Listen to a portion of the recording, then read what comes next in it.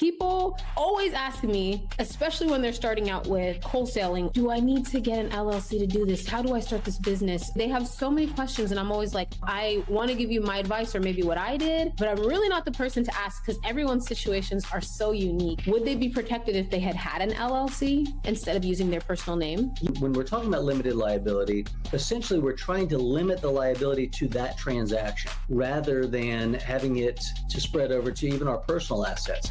Because if you don't have any sort of protection, not only can they take everything you made through that deal, everything you've been doing through your company, but they could also take your personal assets.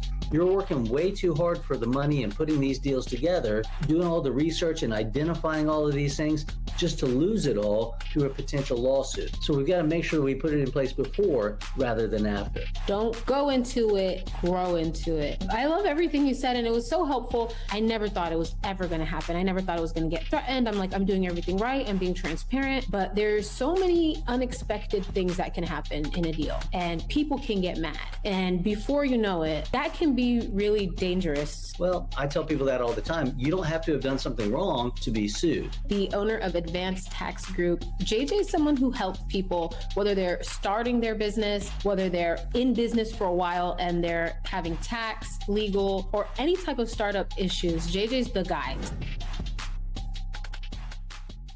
Welcome everyone to another episode of the Early Risers Morning Show. Today, I am super excited to introduce you guys to JJ Childers, the owner of Advanced Tax Group. JJ is someone who helps people, whether they're starting their business, whether they're in business for a while and they're having tax, legal, or any type of startup issues. JJ's the guy. So I'm really, really excited to have him on. Welcome, JJ. Thank you for being here.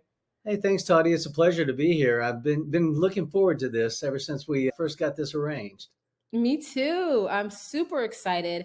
People always ask me, especially when they're starting out with wholesaling or buying properties, do I need to get an LLC to do this? How do I start this business? Do I need to do my taxes quarterly, yearly? They have so many questions, and I'm always like, I'm not the person. I want to give you my advice or maybe what I did, but I'm really not the person to ask because everyone's situations are so unique. And I'm sure this is something you get a lot. What do you think?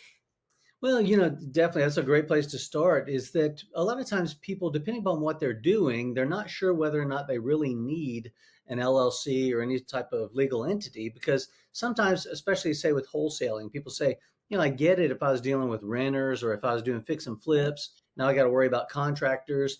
But, if I'm wholesaling, maybe I don't need this.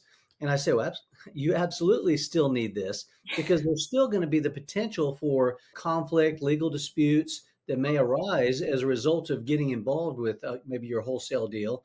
And so that's where you're going to need the liability protection. But where it becomes even better, as you know, you can make some serious money with wholesaling. And, the better job you do of teaching people how to do this stuff, the bigger problem they have, which sounds crazy that, Toddy, you're creating problems for people. But when we're talking about creating problems, meaning now they're making more money than they're used to making. So now they're paying potentially more taxes. So having a legal entity in place like a LLC can save you tremendously from a tax standpoint too. So it's definitely something you want to do sooner rather than later, which is the mistake that most people make.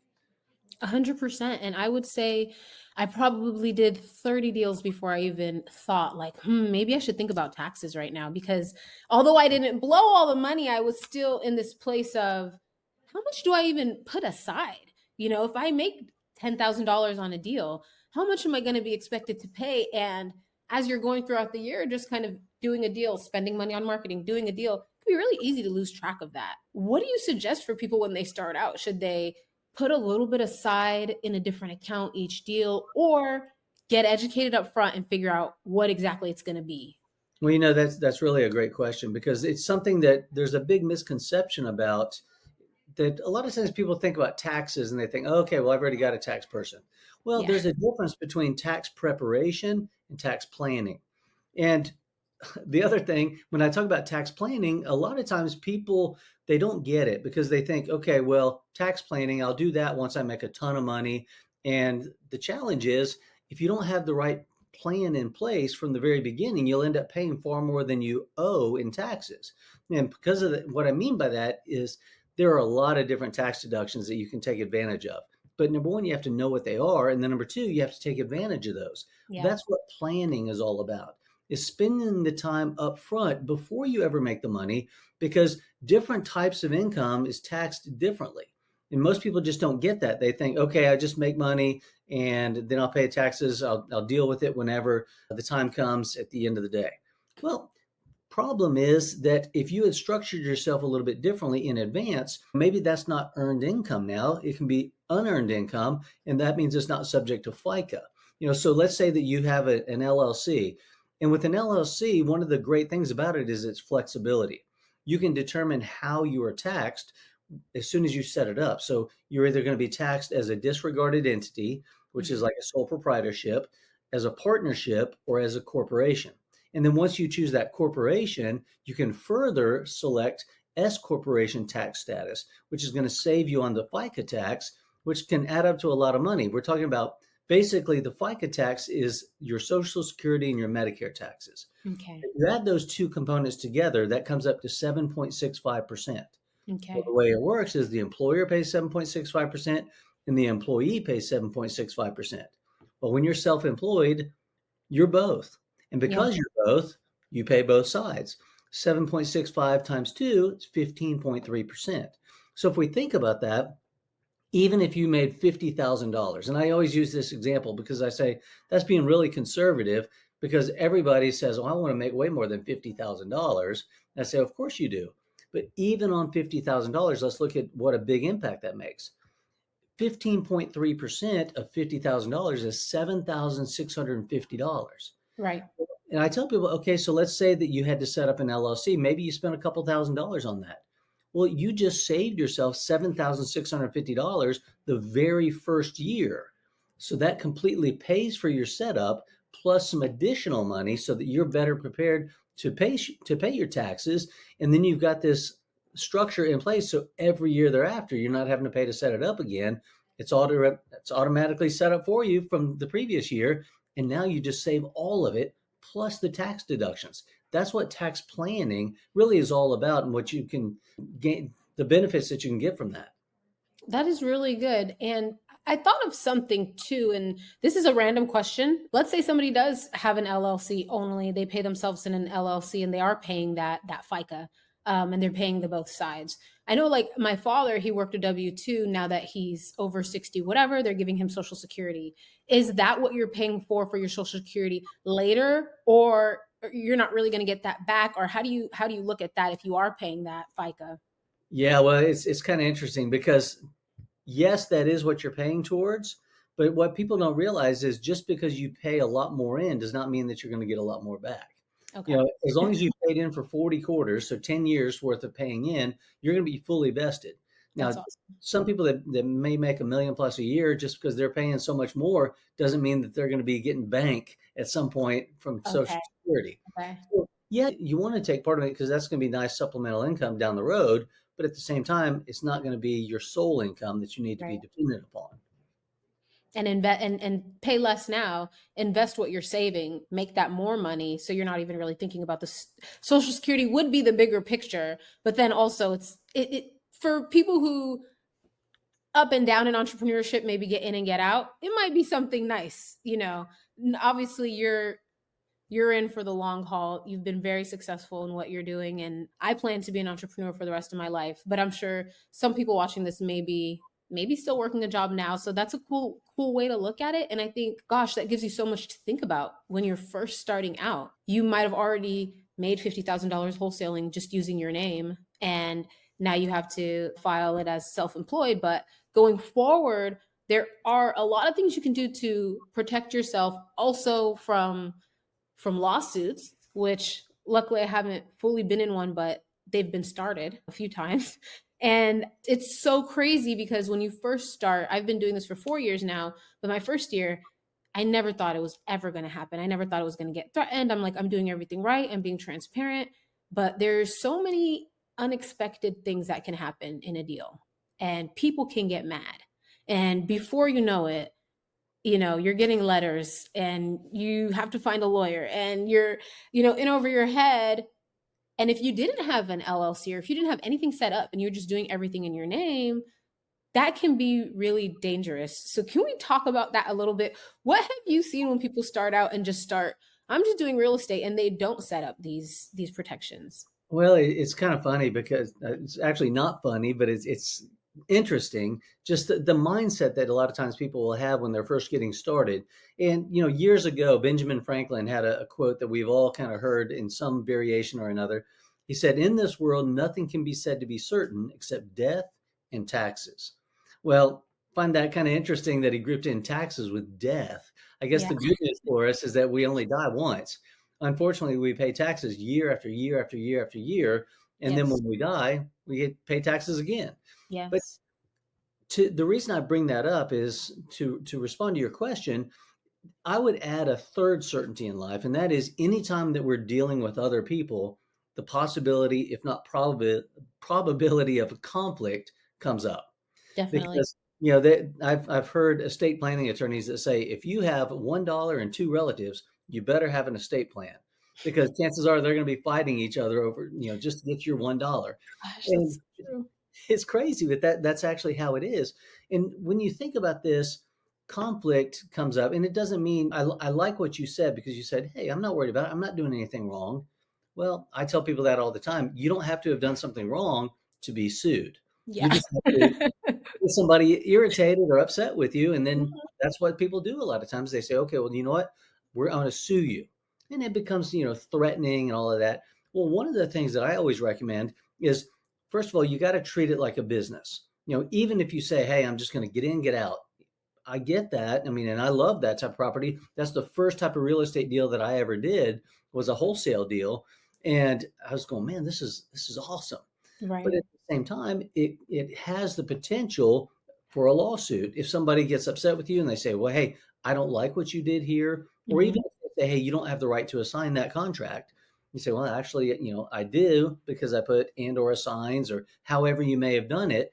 But you've just got that potential liability, and sometimes people want to tie whoever they can to that potential Yeah. liability. And even if you win, it costs you a lot of money to fight it, to have to, you've got to hire an attorney, somebody that can represent you, appear on your behalf in legal proceedings.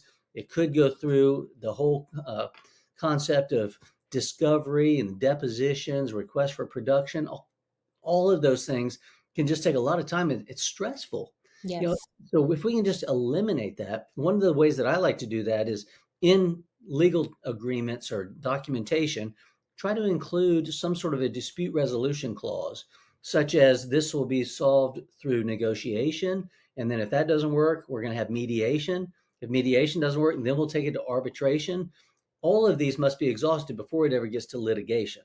So even if you start thinking about what if we went through all of those processes aren't going to take nearly as much money as litigation is going to take. So if we Yes. can avoid that at all costs, that's what we want to do.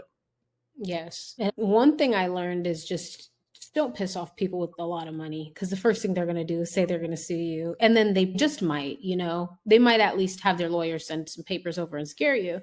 And especially when you're wholesaling and you don't know exactly who you're working with in different states, these deals can end up having two, three, four people, and then people just want to get mad at the whole group. How can someone protect themselves if their name is on an agreement, or maybe they've actually purchased a property or something and something happens like that? Would they be protected if they had an LLC instead of using their personal name? Yeah, and see what we're looking at, the whole concept of limited liability.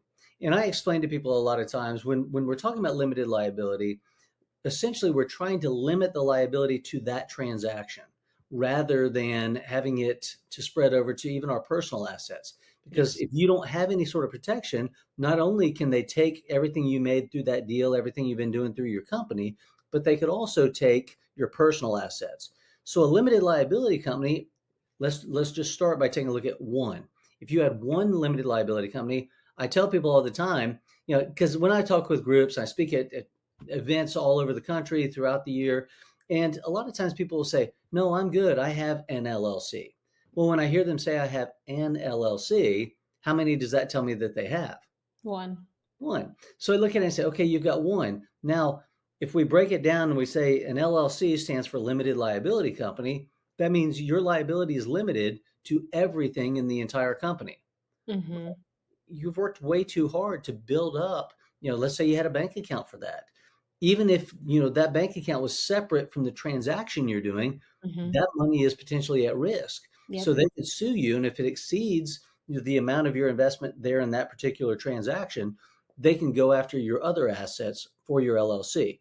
So what I do a lot of times is I advise clients, I work with them, as an attorney, I say, okay, let's do some structuring. Kind of like we talked about with the tax planning, you got to do asset protection planning as well. So we say, what if we, divide things up? I follow a concept that I refer to as isolation and insulation, which basically we're isolating assets and we're isolating activities from each other, from those Mhm. various activities and assets, so that we can limit our liability.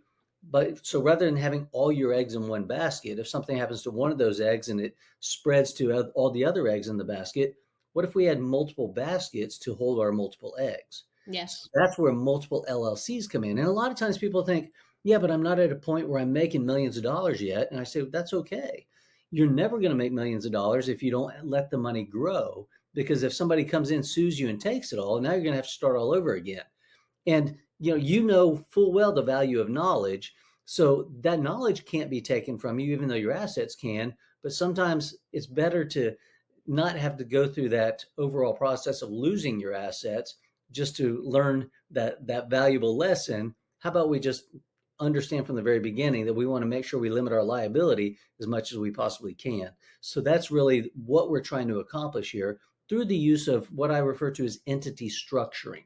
So it's not just having one being one and done. And you've heard me refer to this before as the vaccination theory of Yes. protection planning, where basically people are like, no, no, I'm good. I already have an LLC, so I don't have Yep. to worry about this anymore. There's more to it, not only from the tax standpoint, but also from the asset protection. And then we even take it to another level when we say, we've got to make sure we preserve as much of what you've built up for yourself, for your family as well, so you can pass on a lasting legacy that can last multiple generations. So it's funny that you say that. Gosh, when you're learning about this stuff from like YouTube University and like Instagram Reels Academy, you can really be thrown off. And I had a deal where the JV partner who was finding the buyer totally went rogue, and him and the notary, the seller lived in Georgia, I'm in Nevada, and they're in Ohio, and the gentleman and the notary just went totally rogue, and he forged the seller's signature and the notary stamped it and the deed transferred. So we're just in the deal thinking, everything's normal. And then the seller calls me one day and says, oh my God, the deed transferred to this person. We don't know what happened. And I'm like, what? And then I look and I remember he mentioned somebody named Ashley, and that's the person. And I called him and called him 2 weeks go by. He finally calls me back, and there's all these excuses, but then the sellers wanted to sue everybody. And whose company was on the contract? My company, the original contract with the seller. There was the second, assignment to the JV partner, which later on I showed them and everything. But when they were threatening to sue me at that time, I had 12 deals that I was either flipping or trying to make into rentals and like duplexes and 3 units. And they were all in that same LLC because it just was the one LLC. And it was just what I knew I needed an LLC to do business. And when that happened, I made a consultation with the real estate attorney. And I'm like, hey, this is what's going on. And he's like, well, what else do you have in that LLC? And this is like year 2.5 of being in this business. All of my wholesale deals I did up until that point were in one, my money was in one bank account with that same LLC. All these properties now that I've already spent a lot of time and money on are all in that one LLC. So this was the scariest place to be in as like a single mom of 2 kids with all of this debt and money and time and planned, and everything's in this one LLC. So I was like, okay, I can't get sued at all. So I just was really nice to the sellers and talked about it until they really understood that I wasn't a part of it. Like answered every call, answered every text, gave them everything I had, and they went on to do whatever they did and they left me out of it, thank God. But Mhm. this was a situation where 2 years of work could have just been wiped out. Absolutely. And how simple is it to set this up? Because after I learned about it, I went to a mastermind and ended up learning kind of how to do things better. But can you tell people how simple this is to do this beforehand? The thing is, it's not an overly complicated process. That's where you can pay somebody to set up your entities. We do that through Advanced Tax Group on a regular basis. We help people do that. We offer an unlimited entity setup package, Oh, wow. as part of our offerings. And basically, we'll have some people that will set up a new LLC for every single property because they know it's relatively quick. And depending upon the state, it may be as quick as that day that it's immediately turned around and they say, "Hey, I'm going to make an offer this afternoon. Can you get an LLC set up for me in that amount of time?" And we say, "Well, we'll move you to the front of the line and we can do that." So it's a relatively simple process, but where it gets a little more complicated is just setting it up is the easy part. Where it gets more sophisticated, complicated, and really where it's most important is having your operating agreement drafted in a way that's going to give you all of that protection that you so desperately need. And that's where we would put in place a lot of the dispute resolution. It needs to be in the contracts, but it also needs to be in our operating agreement because what if we have internal strife?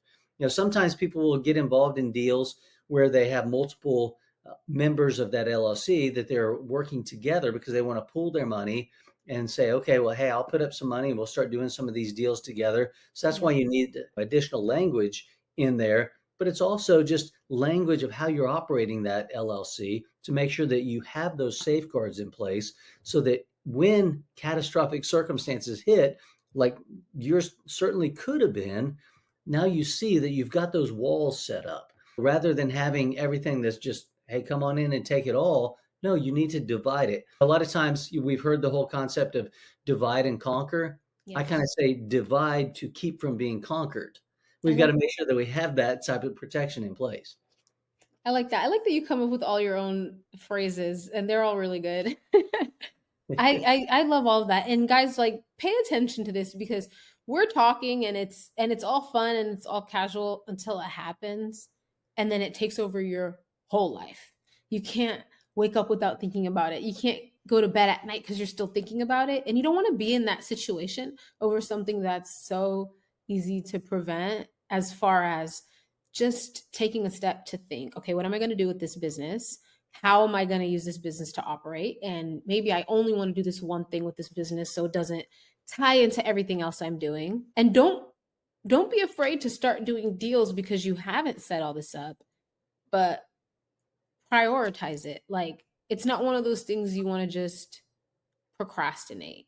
Don't don't wait till 2 days before Christmas to start shopping. Like, get it done. Get it done because you're going to be like everybody else in a 40-person long line and you just did it too late. And I felt like that and I was so lucky to not be in that situation.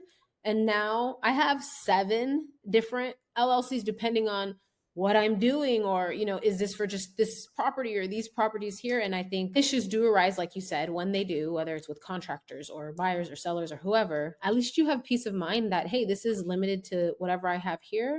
How can people get in contact with you to or your team or anyone to learn more about this and start better preparing themselves to start a business or fix what they've already started? Yeah, what are the ways they can contact us? They can send an email to info@advancedtaxgroup.com, just like they see on the screen right now, advancedtaxgroup.com. So if you send us an email and just say, hey, I'd just like some more information, we offer a free consultation as far as we're going to just kind of take a look at what you've got and say, hey, you could probably benefit from this. And one thing I want to point out, sometimes it scares people thinking, oh my gosh, I'm going to have to set up all of these different entities. And I always say, you're talking about my sayings. One of my sayings is don't go into it, grow into it. Yes. And what I mean by that is sometimes people say, all right, my goal is I'm going to have 20 properties maybe in my rental portfolio. So I guess I need 20 LLCs. I say, not yet. Right now, if you only have one rental property, let's just have one LLC. And we'll kind of help you go through that process of assessing how much protection you need, when you need it, and the benefits that you're going to get, because it doesn't do the client any good. It doesn't do us any good if they're over structured, because there's no need for that. We want to make sure that we have a proactive approach to this, because you made a great point when you say we can't wait until it's too late. Yeah. Because if you do that, if you've already been involved in some sort of a disagreement, argument, conflict of any sort, if you wait until after that occurs to set it up, that could be what's called a fraudulent transfer and conveyance. If you assign your assets over to a new entity after something, because they'll say it's in an effort to hinder or delay prospective creditors. Well, if you do that, I mean, we think about that fraudulent transfer and conveyance. That the first word there, fraudulent. You've Yes. committed fraud. So Yes. that's all going to be set aside, and then all your efforts are for naught. So we've got to make sure that we do it before. But what's funny, Toddy, is that I always talk to people and I say, I like to think there's no such thing as a stupid question, but there are some that are what I'll call borderline. And, you know, I'll ask a question and I said, you guys be the judge of this. I said, when is the time to have a plan? Before it's too late or after it's too late? Well, they kind of snicker or laugh a little bit and they'll say, well, obviously the answer is before. And I say, okay, but follow up question. When do most people get burglar alarms installed? And everybody laughs and they say after they've been burglarized. Well, that's the challenge. We know what we should do, but in reality, we don't actually do it. We procrastinate. We put other things ahead of that. Well, this is something that's vitally important because you're working way too hard for the money and putting these deals together, doing all the research and identifying all of these things just to lose it all through a potential lawsuit. So we've got to make sure that we put it in place before rather than after. I love it. I love it. Thank you so much. Don't go into it, grow into it. That's That right. was the bar, JJ. I love everything you said, and it was so helpful for anyone. And I'm sure people are going to be watching this, and they're probably years into their business, and maybe have never paid taxes. And I know that's crazy, right? But I've heard it. I've heard people 2, 3 years, and they've been doing business, and they're like, I've never even started to pay my taxes. What can they do? Is there remediation, or are they over? Are they done for? No, there are things that we can do. We can even, what we offer a lot of times is a free 2-year tax review where we'll look back at your last 2 years' tax returns and we'll identify whether or not we can help you with paying less in taxes. And if we identify some things, you have the ability to amend your tax returns and then go back and take a look at what you may have been able to do. Sometimes it's well worth it. Obviously, when we do that for somebody, when we actually amend the returns and everything, obviously there's a fee for that, but there's no fee to just at least take a look and see if there's a way that we could help people. And one of the things that we do, if you go to the advancedtaxgroup.com website, if you go visit us, I've got a couple different courses on there. One's called Enlightened Asset Protection and also Enlightened Estate Planning. And we offer those absolutely free of charge if somebody wants to take a look at that. And also we have a free tax consultation. So we've got all sorts of things to help your viewers to take advantage of this. Just advancedtaxgroup.com. I love that. Thank you so much, JJ. Can anyone follow you on social media or anywhere? Yeah, I don't have the greatest presence right now on there. I have a YouTube channel, JJ Childers, and you can just Google me on YouTube, JJ Childers, for my YouTube channel, where we've got some informative videos there. But then we also have, I've got my Instagram is the JJ Childers, is my Instagram handle, and then just come visit, send me an email personally, jjchilders@advancedtaxgroup.com. And I'd love to work with you if that's something we can at least explore potential opportunities, maybe give you some guidance of what you need to do next or how you can learn some of the strategies that we teach. Awesome. I appreciate your time. This was so great. I learned a lot, and I know everybody learned a lot. Guys, show JJ some love, like and share this episode to someone who needs to watch it, because you know someone needs to watch it, and that person probably popped in your head right now. So just share it with them and go follow JJ and give him some love and thank him for this episode. Thank you so much. Hey, thanks so much for having me. It's been a pleasure. You too. Have a wonderful rest of your day. All right, you too. Bye bye.